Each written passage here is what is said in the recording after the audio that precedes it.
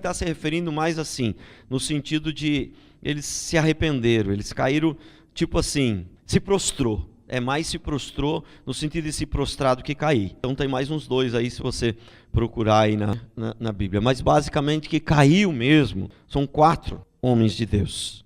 São 4 que caíram prostrados. E aí, então nós vamos estudar como foi essa situação. Lógico que eu, para chegar a essa conclusão, não estudei só esses textos aí isolados, eu estudei a vida dos 4 inteira, mas não dá para mim colocar aqui tudo. Então eu coloquei os textos principais. E aí, nós observamos o seguinte, Ezequiel 1:28. Ezequiel foi um que caiu. Com o aspecto do arco que aparece na nuvem em dia de chuva, assim era o resplendor. E esta era a aparência da glória do Senhor. Vendo isto, caí com o rosto em terra e ouvi a voz de quem falava. Em primeiro lugar, apareceu aí para ele, né, um ser celestial. Então, apareceu um ser celestial. É a primeira coisa que nós observamos aí. A segunda coisa que nós observamos é que ele caiu com o rosto em terra. Ele caiu para frente, ele não caiu para trás. Pastor, isso tem importância? Tem. Depois, se nós chegarmos lá no final das coisas, tem. Segundo, ele ouviu a voz de quem falava. Então, ele não caiu por cair. Tinha um propósito por trás disso. E vamos para o outro texto. Na verdade, o outro texto é a sequência. Aquele versículo era o último versículo do capítulo 1. Aí nós passamos para o versículo, você sabe que a Bíblia foi dividida em versículos, capítulos, para facilitar o entendimento, para facilitar tal, mas ela antes não tinha isso, era tudo sequência. Então, na verdade, esse texto é sequência daquele outro, falando sobre Ezequiel 2:1. Esta voz me disse, filho do homem, põe-te em pé. Nós vamos observar que sempre Deus, o objetivo de Deus é que você fique de pé, e não deitado, e não caído. E falarei contigo. Novamente, Deus está dizendo que é para falar. Ele tem um propósito, ele tem alguma coisa para falar. Ele tem alguma coisa para falar. Entrou em mim o Espírito. O Espírito entrou depois que ele caiu, quando mandou ficar de pé. Normalmente é mais fácil você, pela Bíblia, se estudarmos a Bíblia, é mais fácil você ser cheio do Espírito, ficando de pé do que caindo, pela palavra. Quando falava comigo, eu me pus em pé. E ouvi o que ele falava. Deus fala de uma maneira clara, de maneira que a pessoa entenda e tem um grande propósito, e a vida da pessoa nunca mais será a mesma. E o objetivo de Deus não é que a pessoa caia, é que a pessoa fique de pé. É que ele sempre manda, fique de pé, levanta-te. Agora, esse aí foi Ezequiel. Agora, outro homem de Deus.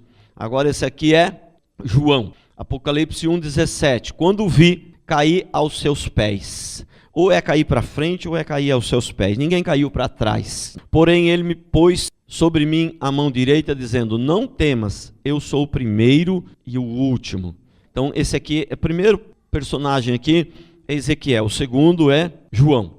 Agora, o outro texto, por favor. Atos 9, de 3 a 6. É um outro personagem aqui, um outro homem de Deus que caiu também.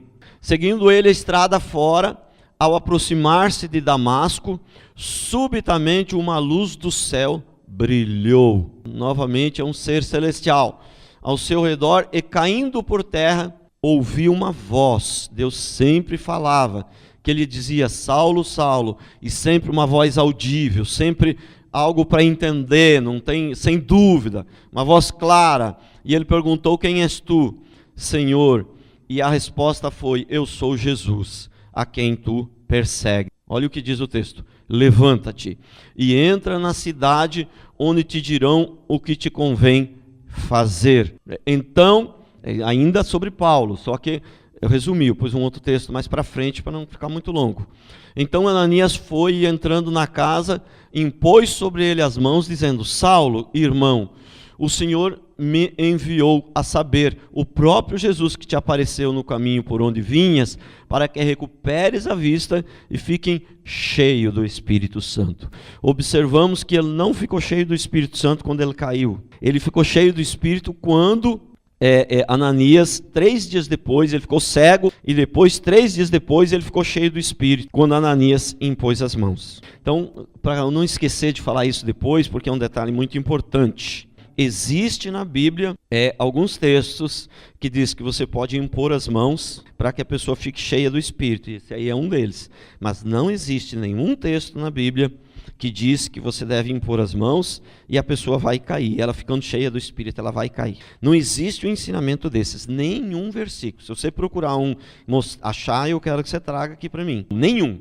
Agora eu quero dizer uma coisa, ainda se tivesse um lugar que dissesse, ainda assim nós não poderíamos fazer uma doutrina, viu? Nós não podemos fazer uma doutrina só de um versículo, só um versículo é pouco, a não ser que ele seja realmente muito claro, porque senão um versículo é pouco, você precisa juntar sempre mais do que um, mas não tem nenhum, nem muito claro e nem ser claro, não tem nenhum versículo que ensine você a impor as mãos e que as pessoas vão cair, vão ficar cheias do Espírito e essa unção vai ser tão grande que muitos vão cair.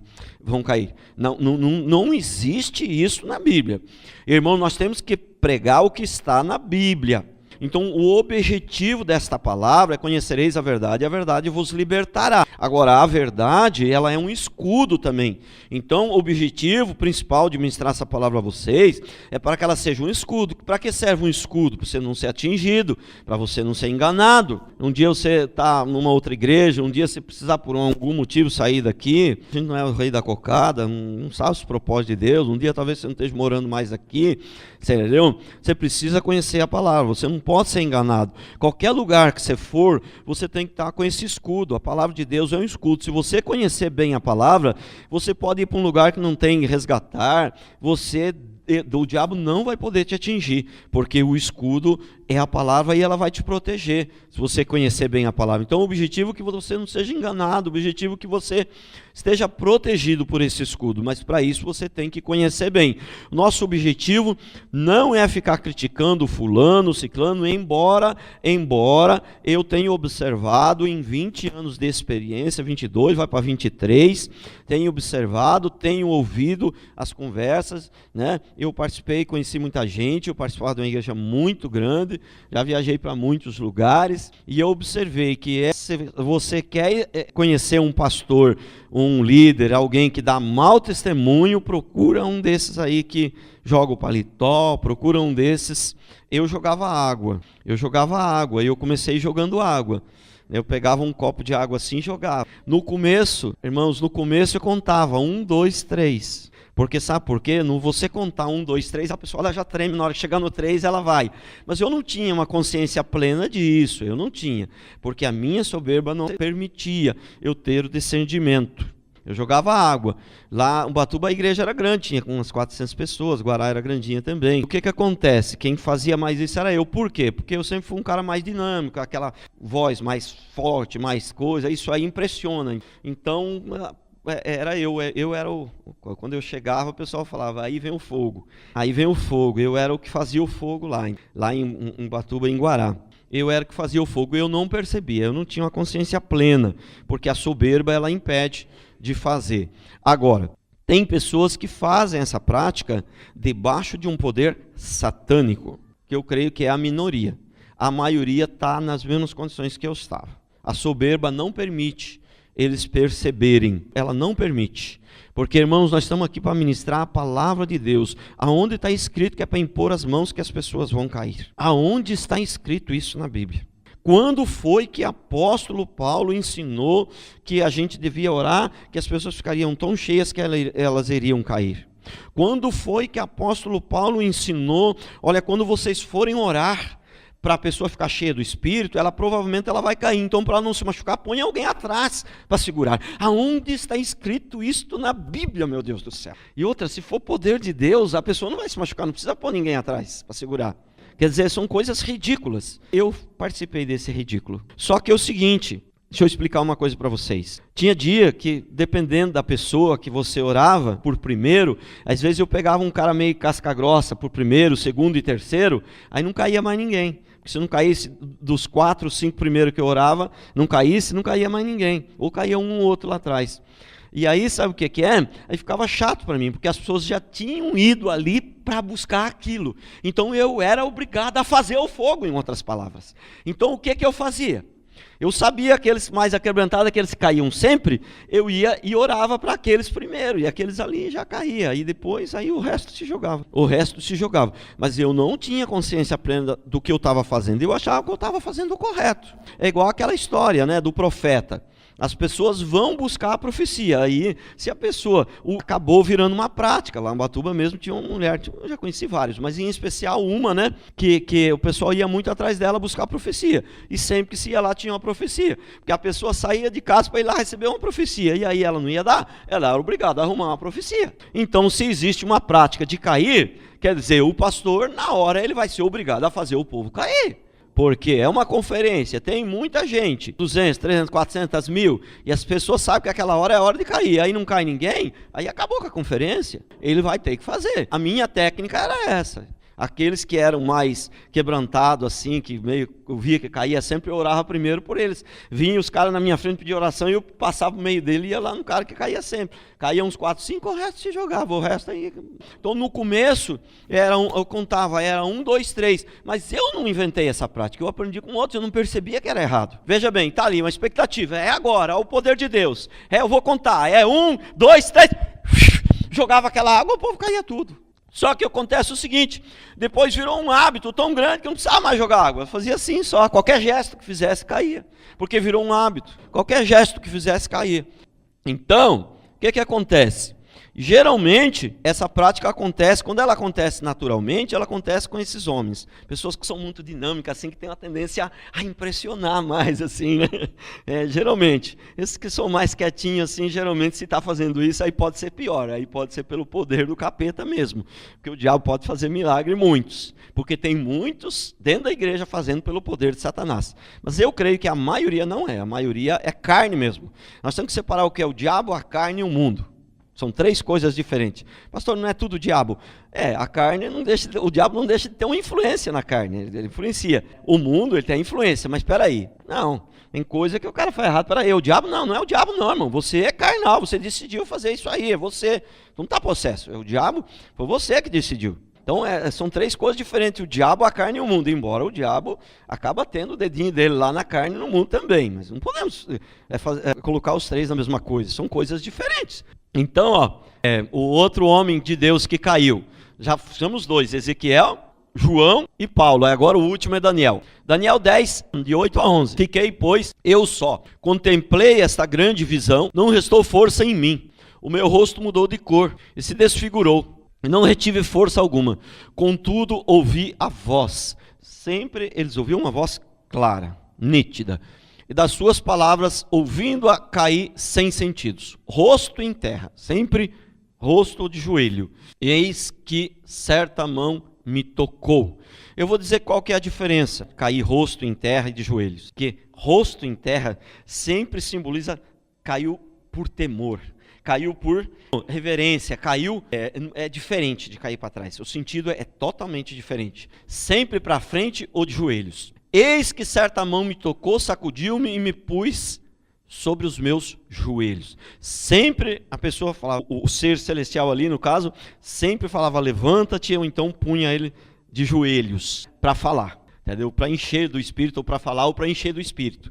E as palmas das minhas mãos, ele me disse, Daniel, homem muito amado, está atento às palavras que vou te dizer, levanta-te sobre os teus pés, porque eis que te sou enviado. Ao falar ele comigo esta palavra, eu me pus em pé. Ali, falou com ele estava de joelho. E a hora que falar, ele ficou de pé. Não falou nenhuma vez com ninguém deitado ali, e nem encheu do Espírito ninguém deitado. Prestou atenção? Então, são os 4 homens de Deus que nós podemos estudar, mais especificamente. Lógico, observei outros também, teve Moisés, teve um outro que não me lembro qual é agora também, que caiu, lendo o contexto, aquele sentido mais assim, se prostrou, né? Então caiu mesmo, é esses 4, não tem outro que caiu na Bíblia, é esses 4. Então eu anotei ali os princípios, vamos observar aí. Primeiro, claramente, todos que caíram tiveram uma visão celestial. Todos eles, quer dizer, apareceu um anjo para eles, quer dizer, Deus falou com eles de uma maneira sobrenatural, Deus apareceu a eles, Deus falou com eles, Deus foi claro, falou numa língua clara, onde eles entenderam, e era um ser celestial, não foi uma coisa assim que ele estava esperando, que estava preparada, vamos lá porque agora vai ser a hora de cair, foi uma coisa de surpresa, o ser não avisou ele que ia aparecer, apareceu, e eles caíram, ficaram então prostrados. Segundo ponto, muito importante, todos 4 que caíram, eles estavam sozinhos, eles não estavam num culto, eles não estavam numa congregação, então não é uma prática, né, que nós devemos usar na congregação, eles estavam todos sozinhos. Terceiro, já falei, né, eles caíram para frente ou de joelhos, que tem um significado isso aí, totalmente diferente. Não tinha ninguém atrás para segurar, eles estavam sozinhos, não tinha ninguém atrás para segurar, porque é uma coisa assim absurda, porque se é Deus que vai jogar você no chão, irmão, Deus, se ele jogar você daqui a 300 metros de distância, você não vai se machucar, você entendeu? A menos que ele queira. Então, mas tem que pôr uma pessoa atrás para segurar. Você vê que isso aí também já é uma prova que não é de Deus. Por que tem que pôr uma pessoa atrás para segurar, meu Deus? Se é Deus que vai jogar você prostrado, ele não vai deixar que você se machuque. Então, olha aqui, não tinha ninguém para segurar. Quinto, ninguém impôs as mãos, assoprou, jogou um paletó, ou jogou uma água. Ninguém. Eles estavam sozinhos, os 4 homens de Deus ali que caíram. Aí esse povo que usa essa prática aí, eu também falava isso, mas Saulo caiu, entendeu? Não sei quem caiu, entendeu? Mas, sabe, só falar que Saulo caiu, só falar que o fulano caiu, não é suficiente, não é base bíblica para você usar essa prática. Então, quando a gente fala assim, fulano caiu, já dá uma dúvida. Mas se você vai estudar como foi essa queda desse Saulo, como foi a queda do outro lá, você vai estudar, você vê que não tem fundamento nenhum para usar essa prática aí. Não tem fundamento nenhum. Então, ninguém impôs as mãos, ninguém assoprou, ninguém jogou paletó, ninguém jogou água, nada. Pastor, e o senhor acha que isso aí, que é impossível uma pessoa cair pelo poder de Deus? Irmão... Não brinque comigo não, irmão. Para Deus não tem nada impossível pelo poder de Deus. Você pode cair, você pode ser levado. Filipe foi transladado de um lado para o outro. Deus pode tudo. Você entendeu? Eu creio uma pessoa cair pelo poder de Deus. Lógico que eu creio. Creio que Deus pode tudo. Eu creio que é errado usar essa prática de impor as mãos para a pessoa ficar cheia do Espírito e cair. Creio que é errado usar essa prática, não tem base bíblica, mas de jeito nenhum para essa prática, para se usar essa prática na igreja. E eu já falei, né? 6 sempre fiquem de pé, levanta-te. A palavra, ela diz para andar no Espírito e não cair no Espírito. Essa é a vontade de Deus, que nós andemos no Espírito, que a gente fique de pé, que a gente ande no Espírito. E a palavra de Deus diz assim, olha, se cair para aqueles que acham, né, que perde a salvação, né, tem um texto na Bíblia que fala, acho que é lá em Efésios, que fala, o Gálatas, que aquele que teme ao Senhor, se cair, não ficará prostrado, porque eu o seguro pela mão. Não é ele que vai voltar porque ele é bonzinho, ele se desviou, mas ele vai voltar porque ele é bonzinho. Não. Se cair, não ficará prostrado, porque eu o seguro pela mão. Irmão, não tem esse negócio de perda de salvação. Se você é do Senhor, sabe, o Senhor falou, olha, nenhum daqueles que o Senhor me deu se perdeu. Pronto, acabou. Mas essa história que se você disser que não perde a salvação, a pessoa vai abusar, ela vai abusar porque ela nunca foi salva. Não existe isso. A verdade tem que produzir vida. A mentira não pode ser bom, meu Deus do céu. Ela pode ser aparentemente bom na hora, mas ela vai trazer prejuízo depois. A verdade pode ser até aparentemente ruim na hora. Eu não diria ruim, mas pode ser aparentemente difícil de ser engolida. A verdade na hora, mas a médio e a longo prazo ela vai gerar vida. Esse é o propósito, é a lei a lei é assim que funciona. Então, não ficaram cheios do Espírito quando caíram, mas quando estavam de pé. Ezequiel também, não foi só Saulo não, Ezequiel também, ele ficou cheio do Espírito depois que ele se levantou, segundo a palavra. 8, todos receberam um chamado de Deus. Vê que Deus, tudo que Deus faz tem que ter propósito. Deus não faz nada sem propósito, não faz nada por fazer, irmãos. Na vida espiritual não existe nada neutro, irmãos, nada neutro, ou vai gerar vida ou vai gerar morte. Ou vai gerar morte, a não ser uma coisa, você está se divertindo, uma coisa que você está ali, um tempo de descanso, você está se divertindo, então uma coisa que nem Deus mandou fazer, e nem Deus não mandou, mas não fere a palavra, não é uma ordem de Deus para fazer aquilo, mas também é uma coisa que não fere nenhum princípio bíblico, e ali você está, né, no seu lazer ali e tal, pá, tudo bem, isso aí é uma coisa, não tem coisa assim, mas estou falando em relação a gente viver, a gente tomar posse da palavra, tomar posse disso ou daquilo, da palavra, ensinamento, vamos dizer assim, não existe nada neutro, irmãos. Ou ele vai gerar vida, ou ele vai gerar morte. E se for mentira, vai gerar morte. Se for verdade, vai gerar vida. Independente. Pode levar 30 anos, pode levar 100. Mas se for mentira, vai acabar gerando morte. Se for verdade, vai acabar gerando vida. Esse é o princípio. É assim como a lei da semeadura. Vai produzir conforme a sua espécie. Então, todos receberam um chamado de Deus. Todos receberam uma mensagem de Deus. É quase a mesma coisa, esses dois, né? Recebeu a mensagem, recebeu o chamado, né? O chamado veio junto, a mensagem veio o chamado. Deu uma mensagem para que eles pudessem cumprir aquele chamado, teria que ser dado a mensagem a eles. 10. A vida deles nunca mais foi a mesma. A vida de Saulo nunca mais foi a mesma. A vida de Ezequiel nunca mais foi a mesma. A vida de Daniel nunca mais foi a mesma. A vida de João, ele já era um homem extremamente espiritual, ele já tinha em torno de uns 120 anos, mas ainda assim impactou a vida de João ali, né? Foi quando ele teve aquela visão ali, ele foi em Apocalipse, lá na ilha de Patmos, que João caiu ali. Ele já tinha aproximadamente 120 anos. Foi dado que ele morreu, que foi quando ele escreveu o Apocalipse, logo em seguida, acho que os estudiosos dizem que logo em seguida ele já morreu. Então, a vida deles nunca mais foi a mesma. O ser celestial falava e falava claramente, não tinha que buscar um profeta para interpretar, não tinha que ter alguém que tivesse dom de interpretação de línguas. O ser celestial falava e falava claramente, tinha um propósito claro, tinha um objetivo claro nessa aparição, nessa queda. Quer dizer, não tinha propósito na queda, tinha um propósito na aparição. Por consequência da aparição, eles caíram. Mas o mais interessante, eles caíram, todos eles, de tanto temor. Eles não caíram porque ficaram empolgados, porque ficaram emocionados, porque... Não, foi de temor. Temor, sabe o que é, irmãos? Eu sei que os irmãos que não, mas muitos não gostam de... Não é? A gente não pode ter medo de Deus, a gente tem que ter temor. Mas se você procurar no Aurélio, que é temor e medo, é a mesma coisa, irmão. Temor é medo, irmão. Tem que ter temor, você não pode ter medo do diabo. O medo de Deus você tem que ter sim. Porque é o único que o diabo pode matar seu corpo, mas Deus pode matar sua alma. Ele é o único que tem poder sobre a sua alma, sobre a sua vida. Então a gente tem que ter medo de Deus mesmo. E amém, se a pessoa achar melhor a palavra temor, tudo bem, eu aceito.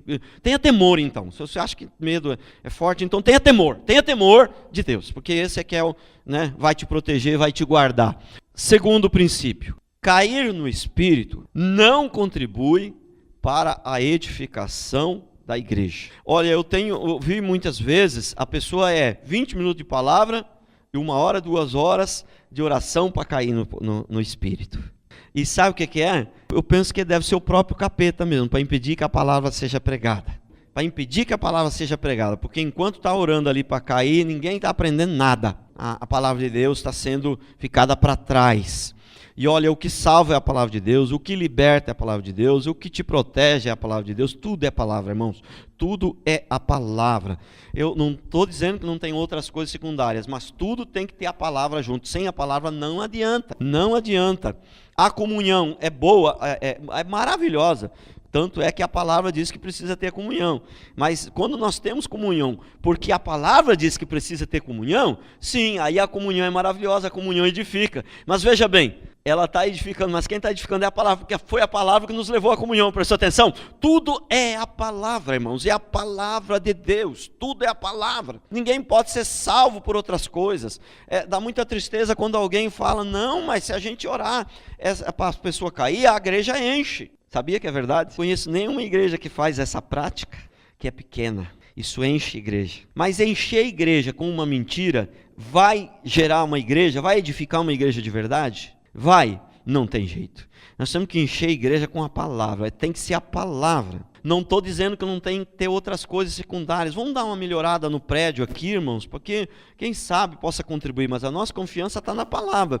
Nós vamos dar uma melhorada no prédio, porque a palavra diz que nós temos que fazer a nossa parte. Então eu falo, vamos dar uma melhorada. Mas a fé nossa, no fundo, está sempre na palavra.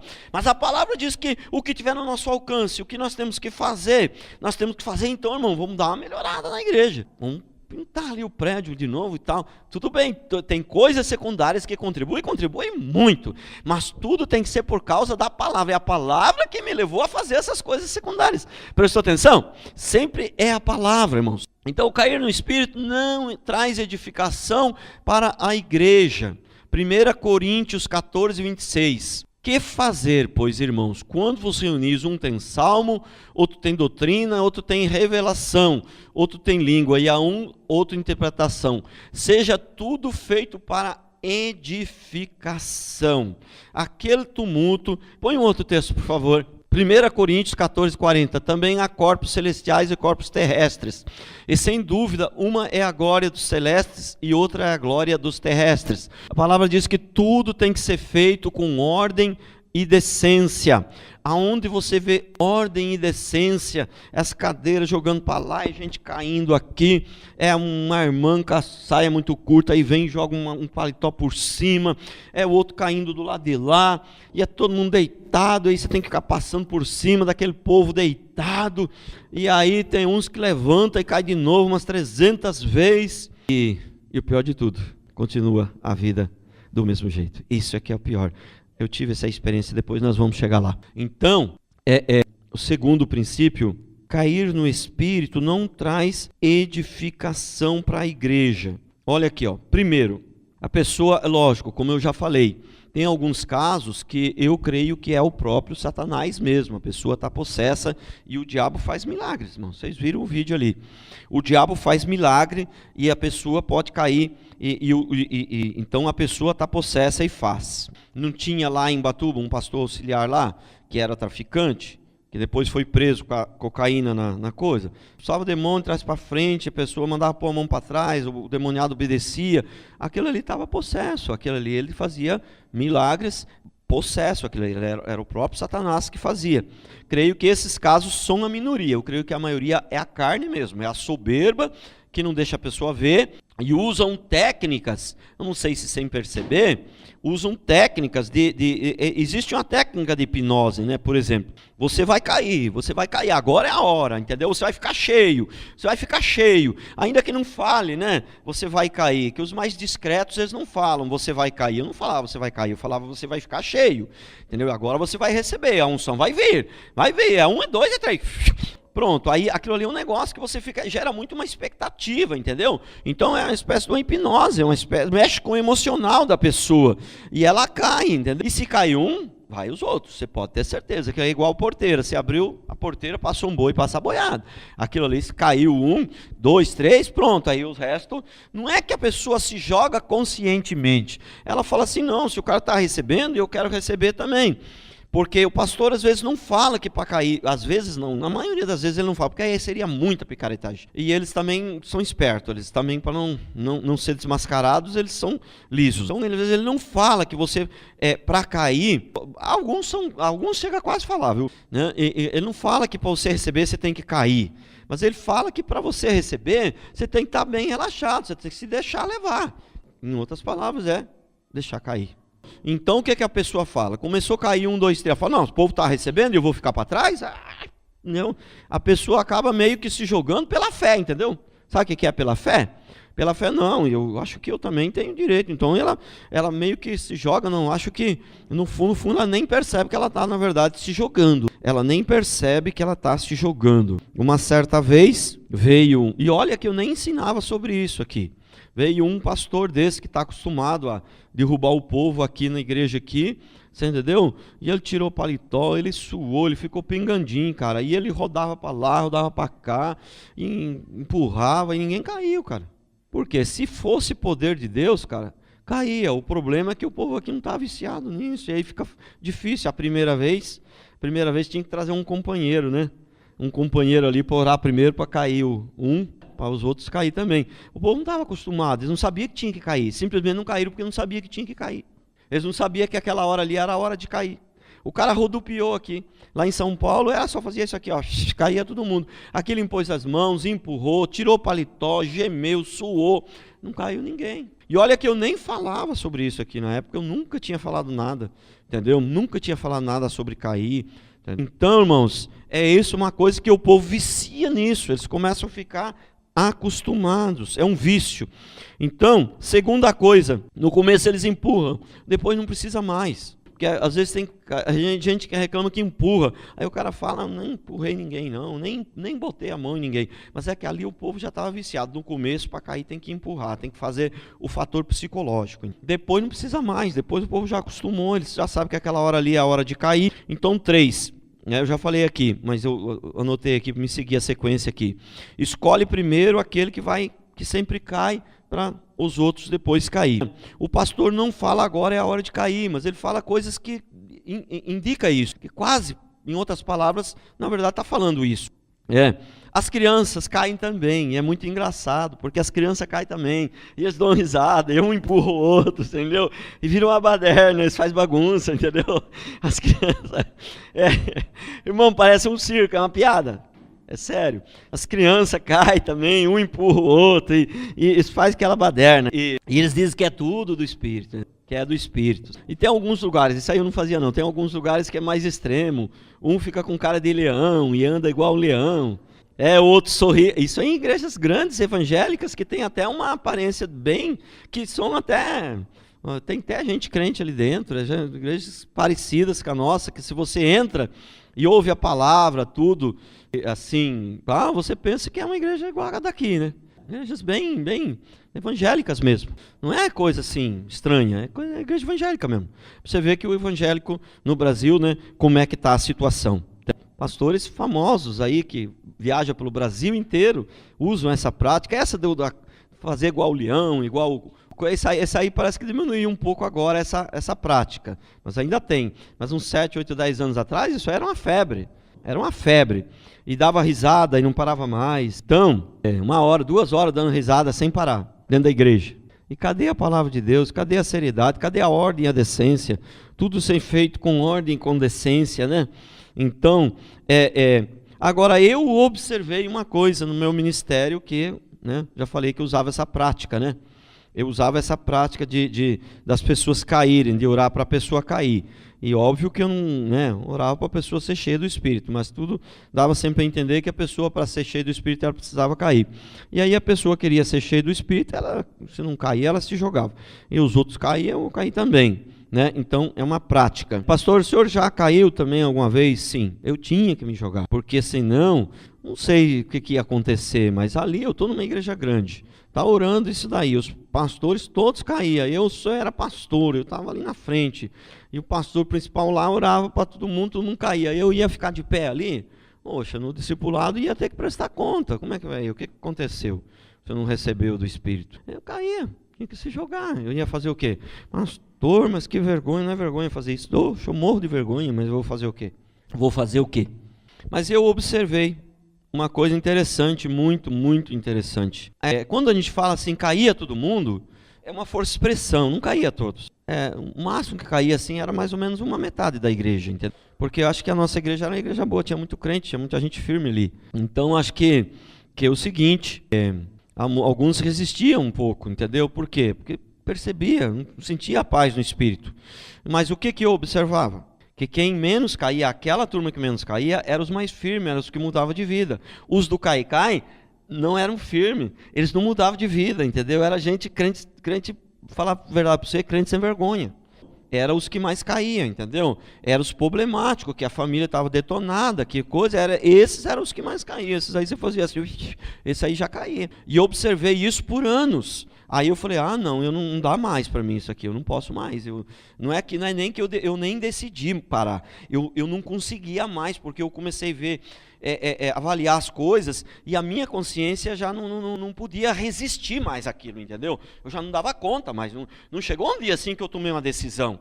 Entendeu? Eu não vou fazer mais isso. Não. É que foi indo, e a minha consciência já não conseguia mais. Eu não conseguia mais. Aquilo ali não dava mais. Ia além das minhas forças. Eu não conseguia mais praticar aquilo. Aí foi diminuindo. Porque quando eles estão acostumados, você não precisa praticar, que acontece sozinho. Às vezes você cai sozinho. Você chamou para orar. Falei, agora não posso mais chamar para orar, meu Deus. Porque se eu chamar para orar, mesmo que eu não fizer nada aqui, eles vão cair. Alguns vão cair. Mas só que com o tempo vai diminuindo até que chega uma hora que acaba. Se você não incentiva, né, vai diminuindo. Aí chega uma hora que acaba. Foi o que aconteceu. Chegou uma hora que eu parei de incentivar. E aí também chegou uma hora que foi acabando. Porque não tem como você chegar e falar, olha, tudo que eu fazia aqui, eu estou desconfiado que esse negócio está tudo errado. Então o negócio nem é assim, né? Então a consciência foi pesando, foi parando, né? Parando, foi diminuindo. E aí então, até que foi que acabou essa prática, o que aliviou a minha consciência e louvado seja Deus por isso. Né? 7, eu já falei aqui, às vezes é 40 minutos, 50 minutos, de pregação, 2 horas de oração para cair. E nessa prática é uma prática aqui de a palavra de ser pregada, de ser ministrada. E essa prática enche igreja, mas é o que eu falei. Tudo que nós usarmos de mentira para encher a igreja, nós não vamos estar edificando uma igreja, nós vamos tá enchendo a igreja, vamos trazer o mundo para dentro da igreja. Se nós convencermos as pessoas do mundo a virem para a igreja sem ser através da palavra, não haverá conversões, o mundo vai se mudar para dentro da igreja, quer dizer, mas como tem um pouquinho de palavra, um ou outro pode se converter. Né? Um outro não, pode se converter até bastante gente, mas muita gente não se converte. Mas aqueles que se convertem também não mudam de vida, porque a palavra é muito pouca, tem muita mentira também junto com a palavra ali. Então ainda que alguém se converta, porque a palavra ela é poderosa, um momento ali a pessoa usou a Bíblia, leu a Bíblia ali, o cara ele pode se converter. Né? Na verdade eu vou falar uma coisa para você, eu acho que eu me converti, eu não estava nem na igreja. Não sei se vocês se escandalizam com isso. Mas eu estava num determinado lugar, eu falei, Deus amado, eu estou nesse lugar aqui e eu vou mudar de vida. Não quero isso para a minha vida não. Deus tem misericórdia de mim, entendeu? Eu vou mudar de vida, eu quero mudar, eu quero me arrepender, eu quero procurar. E aí já fui para a igreja católica, que era o único lugar que eu conhecia. Aí para resumir o negócio lá, ouvi as coisas erradas lá, falei, não, mas esses caras estão precisando mudar também. Eu tenho que ir para um outro lugar melhor que esse aqui, para vir aqui, para ajudar esses caras, que esses aí estão com o mesmo problema que eu. Foi aí aonde Deus me levou para a igreja evangélica e eu acabei me convertendo. Então, essa prática, ela não tem jeito, as pessoas têm que se converter através da palavra. Ah, mas eu me converti no dia da comunhão, foi na casa do pastor. Irmão, mas nós fizemos uma comunhão lá porque nós amamos a palavra. E se você foi lá, irmão, você vai acabar ouvindo a palavra. Quando você vai na casa de alguém que confia na palavra, que ama a Deus, não adianta, pode ser uma simples comunhão, mas você vai acabar ouvindo a palavra, não tem jeito. É a palavra que faz. O dia de comunhão tem palavra também.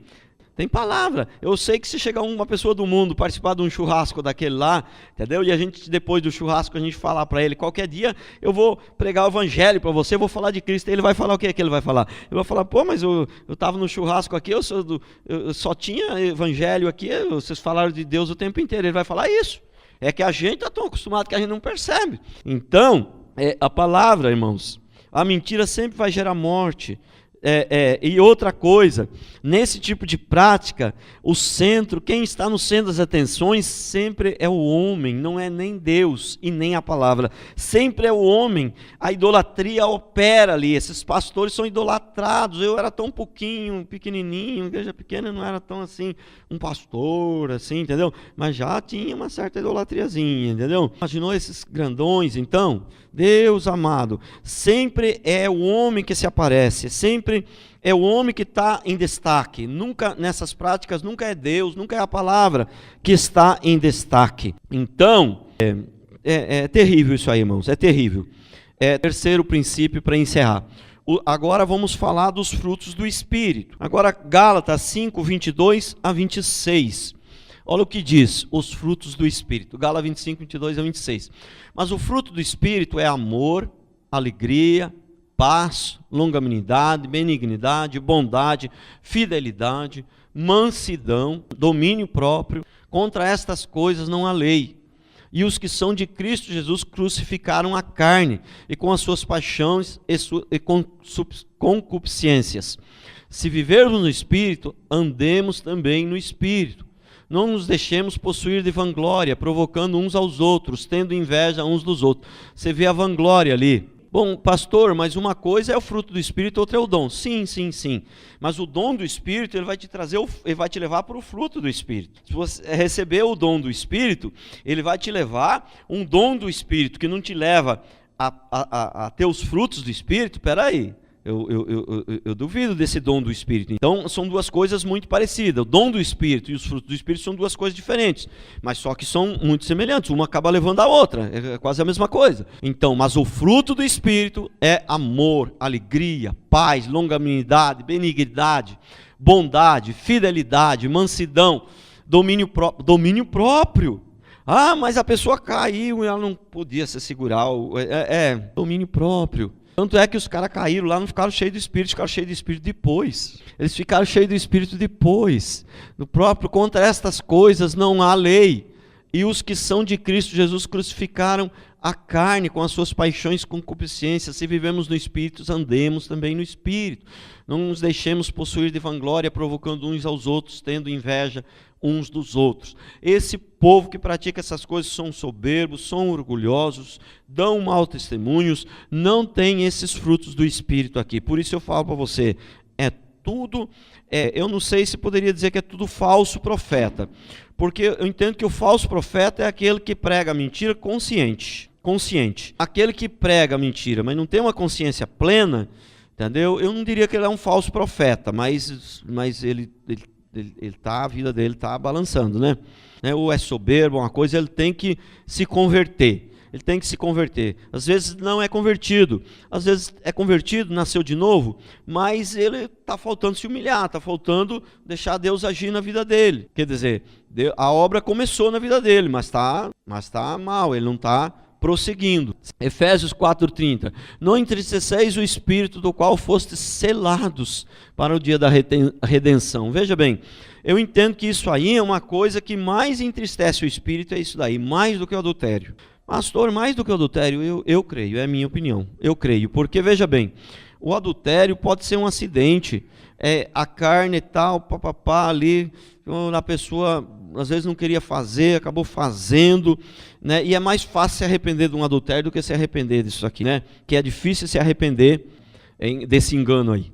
É muito difícil. Teve um pastor, eu não vou falar o nome dele, mas um pastor muito conhecido, muito sucesso, muito. E ele ministrava, inclusive, junto com outros pastores, tinha equipe ali e tal, né? Caía todo mundo e tinha aquele ataque de riso, que era 2 horas rindo sem parar, aquele negócio do leão, entendeu? Da águia, a pessoa ficava imitando a águia na igreja, e ele um dia chegou na igreja e falou, olha, o negócio é o seguinte, que lá era tudo mentira.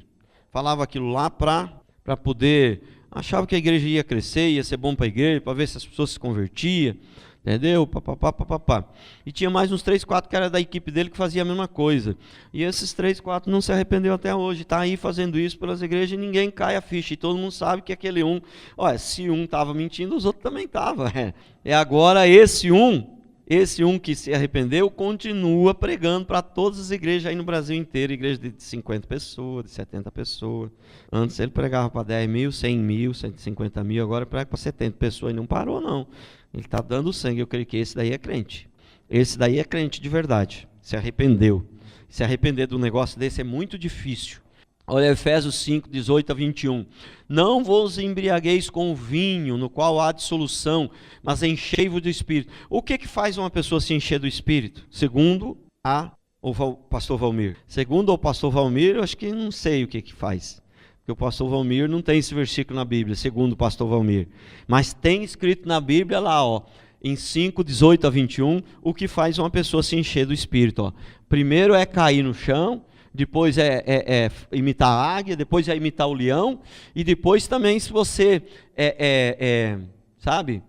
jogar uma água assim também nas pessoas, ela se enche do Espírito. Está escrito ali, tá vendo? Mentira, está escrito nada. Olha o que está escrito, Efésios 5, 18 a 21. Não vos embriagueis com o vinho, na qual há dissolução, mas enchei-vos do Espírito, falando entre vós com salmos, Prestou atenção? Falando entre vós com salmos, entoando e louvando de coração ao Senhor com hinos e cânticos espirituais, dando sempre graças por tudo a nosso Deus e Pai, em nome do nosso Senhor Jesus Cristo, sujeitando-vos uns aos outros no temor de Cristo. É isso daí que faz as pessoas se encher do Espírito. E cantando hinos espirituais. Pastor, o que é hinos espirituais? Hinos espirituais é orar em línguas e tal. Não. Hinos espirituais é aquele hino de improviso. O hino de improviso. Você canta o hino de improviso. Tem outras práticas também que dá para se chamar de cânticos espirituais, mas basicamente eu creio que é isso daí. É o hino de improviso. E o Espírito, ele te leva a quando você vê, se você começar, uma pessoa que já entende música, se ela começar a cantar assim, meio que de improviso, o Espírito pode levar ela a fazer uma música poderosa. Eu não sou, eu não entendo de música, mas eu entendo, o Espírito está em mim, eu sei que Deus, né? Ela pode fazer, eu creio que muitos dos cantores aí, que são de Deus mesmo, de verdade, muitas músicas boas que eles fazem, essas melhores mesmo, que o fogo desce mesmo, muitas vezes, são músicas assim, feitas assim, de improviso, que o Espírito age mais, ele opera mais ali, se dá mais, né, oportunidade, vamos dizer assim, para ele agir. Mas é tão tremendo isso aqui que eu quero até ler de novo, ó. E não vos embriagueis com o vinho, no qual há dissolução, mas enchei-vos do Espírito, falando entre vós com salmos, entoando. Ele fala claramente aqui o que pode te levar a ser cheio do Espírito, meu Deus, olha ali, ó, falando entre vós com salmos, na verdade, falando da palavra ali, instruindo um ao outro na palavra. E você já leu lá e tal, palavra, deixa eu ler para você, onde está? Vamos ler aqui. É meio que essa coisa de estudar a palavra juntos, entendeu? Conversar sobre a palavra, falando entre vós com salmos, e entoando e louvando de coração ao Senhor com hinos e cânticos espirituais, dando sempre graças a tudo. Quer dizer, ser grato, você acaba se enchendo do Espírito. E uma outra coisa interessante para você se encher do Espírito, meu Deus, é sujeitando-vos uns aos outros no temor do Senhor. Então o irmão fala um negócio aí que eu fico com vontade de torcer o pescoço dele, mas eu tenho temor a Deus, não vou brigar com ele, vou amar ele, na medida do possível, vou ensinar ele, eu vou ficar cheio do Espírito. É o que está escrito aí. Você crê na Bíblia? É o que está escrito aí. Então esse povo quer ficar cheio do Espírito orando. Mas e não pode orar então para a pessoa ficar cheia do Espírito? Pode, né? Essa aí é a verdade, não é toda a verdade. Se nós formos estudar o restante da Bíblia, a Bíblia não diz que você não pode orar. A oração você pode orar para tudo, para ficar cheio do Espírito, para ser curado, você pode para tudo. Eu estou dizendo usar essa prática. Eu não estou dizendo que a gente não pode orar com imposição de mãos, que a gente não pode orar para a pessoa ficar cheia do Espírito. Eu estou dizendo que usar essa prática, esse vício, esse costume de pessoa vem à frente e ela vai cair, né? E tal, esse aí, eu estou desconfiado até que é do capeta esse negócio. Do capeta esse negócio. É um negócio que não edifica, é um negócio que não é bíblico, é inventado por homens. Aonde está escrito, meu Deus, na Bíblia, nós temos que praticar as coisas que está escrito na Bíblia, e principalmente as coisas que está bem claro na Bíblia, porque um versículo só também não dá para fazer uma doutrina. Por exemplo, apóstolo Paulo pegou, não podia ir num determinado lugar, toma esse lenço aqui, vai lá. Só tem um lugar escrito isso, que alguém, homem de Deus, pegou um lenço, entendeu? Só tem um lugar, mas tem um monte de lugar dizendo que isso é contrário, não pode. Então, por exemplo, só tem um lugar na Bíblia que diz que se você crer no Senhor Jesus, será salvo tu e a tua casa. O carcereiro lá, o que eu tenho que fazer para ser salvo? Crer no Senhor Jesus, será salvo tu e a tua casa. Mas está cheio de lugar na Bíblia dizendo que você não sabe se vai converter o seu marido. Está cheio, tem um monte. Mas então Deus está se contradizendo? Não é isso, irmãos. É que crer no Senhor Jesus, salva tudo na sua casa. Qual a conclusão que nós chegamos? Foi uma palavra que o Senhor falou para aquele carcereiro, não é uma doutrina, não é uma coisa que vai valer para todos nós, porque se nós procurarmos na Bíblia, a Bíblia está cheia de textos dizendo que isso não é assim que funciona. A Bíblia diz, olha, você não sabe se vai converter o seu marido. Então, agora, se você está firme na igreja e ele não vem para a igreja, se ele concordar em morar com você, em ficar com você, não abandone, mas Você não sabe se vai converter ele, se ele quiser ir embora, né? Então, quer dizer, então tem coisas que às vezes você lê a Bíblia e parece que um texto contradiz o outro. Não, é porque você não entendeu, você não estudou o contexto. Então aquele texto lá de Atos que Paulo fala, né? Crendo no Senhor Jesus será salvo a tua casa, não está em contradição com o outro, porque aquilo ali foi uma palavra só para o carcereiro, não foi um princípio lançado. Porque muitas vezes, quando tem um texto na Bíblia, que é ele sozinho, ele é isolado, não tem mais outro confirmando aquilo, muitas vezes é uma palavra que foi dita para aquele momento. Para você formar uma doutrina, você tem que ter mais textos, tem que juntar vários textos. Ou então seja um texto muito claro, muito consistente e não tenha mais nada na Bíblia que conteste aquilo. Aí sim. Então a gente não pode, às vezes as pessoas formam doutrina com coisas que um texto, né, isolado não dá certo. Efésios 5, 18 a 21 foi o que nós lemos. Agora então vamos ler Efésios 4:40. Efésios 4:40. Se vivemos no Espírito, andemos também no Espírito. Glória a Deus. Então, irmãos, eu sei que muitas vezes as pessoas ficam pensando, né? Mas vamos falar do amor, né? É o seguinte, se a gente ficar falando só de amor, deixa eu falar uma coisa para você. Nós estamos sendo enganados pelo capeta. Porque sabe por quê? Porque Jesus não falou só de amor, não. Tem muitas coisas na Bíblia e nós temos que falar todas elas. E se vocês observar aí, eu não sei quanto tempo você está na igreja, você faz desde o começo, se fala 3 meses ou 4 meses, se observar, ó, cada vez que a gente ministra aqui, a gente ministra uma palavra, um assunto totalmente diferente. Não que seja necessário assim, de repente posso até ministrar 3, 4 vezes o mesmo assunto, se for um assunto importante para formar ali um entendimento melhor, isso também não é errado, né? Numa sequência. Mas, na medida do possível, a gente tem que procurar ministrar sobre tudo que está na Bíblia. Por quê? Porque nós precisamos de tudo.